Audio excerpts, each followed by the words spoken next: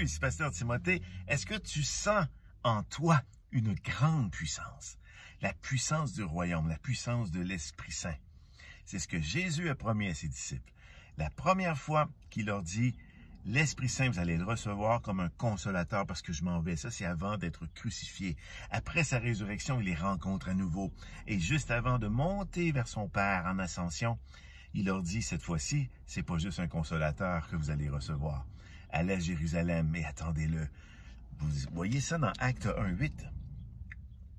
Mais vous allez recevoir une puissance, celle du Saint-Esprit qui viendra sur vous. Et cette fois-ci, c'est une puissance. Et on sait ce qu'elle va faire, cette puissance. Elle va permettre aux apôtres de parler dans la langue secrète de Dieu. Elle va permettre aux apôtres de témoigner avec courage de leur foi. Il va y avoir des milliers de conversions.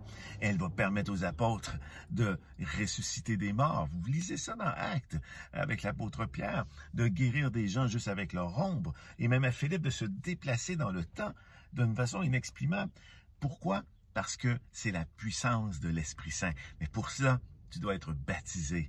Tu dois recevoir, baptisé d'eau, parce que c'est le symbole qu'on passe de la mort à la vie, mais baptisé du Saint-Esprit aussi. C'est important. Parce que souvent, on ne nous l'enseigne pas. Vous savez, la foi vient de ce qu'on entend, mais on n'en parle plus. Je vais dans beaucoup d'églises, ils ne parlent plus de l'Esprit Saint. De cette façon-là, ne parle pas de l'Esprit Saint comme une puissance qui permet d'agir, de changer les situations autour de toi. Juste par ta présence, juste par ta parole, juste par ta prière, juste parce que tu touches, parce que tu arrives. Les gens sont changés, sont transformés. Mais pour cela, ça prend la puissance de l'Esprit Saint. Et ça ne s'achète pas. Ça se reçoit après qu'on ait donné sa vie à Jésus-Christ. Certains croient qu'ils l'ont.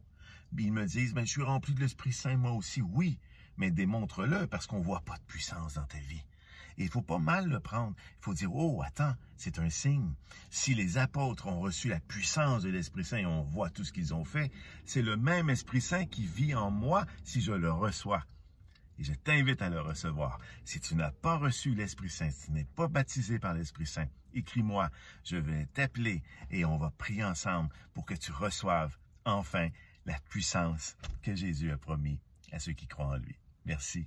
Je te souhaite une belle fin de journée.